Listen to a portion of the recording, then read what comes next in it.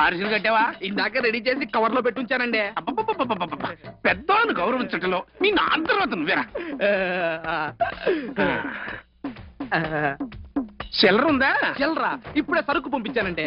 ఫైరాజ్ గారు అమ్మగారి జాకెట్లు 3 అండి. జబ్బల దగ్గర లూజ్ చేశానండి. మీ లంగోటకి ఎక్స్ట్రా కొట్టేసి సైజు పెంచానండి. మొత్తం ఏడండి. ఏరా నీ దగ్గర చిల్లర ఉందా? అందుగా చిల్లర ఉందా? ఉందండి. ఉంటే అడిగిచ్చేయి. మళ్ళీ ఎక్కడ చూసుకున్నా. ఏమండి పైరాజ్ గారు ఏంటంటే మరి కొట్టని కూడా చూడకుండా వెళ్తున్నారు. బాకీ అడుగుతారా?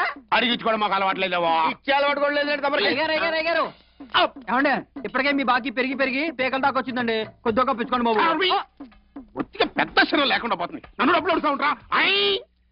ఆ రోజుల్లో నేనంట బజార్లో కనపడితే చాలు మీ బాబులు అందరూ చెప్పులు పట్టుకుని లటక్కలు లేచి నుంచున్నారు. ఎందుకంటే ఎమ్మడబడి కొట్టానికా? మర్యాద మర్యాద. కొట్టిన పెడకేం కాదు.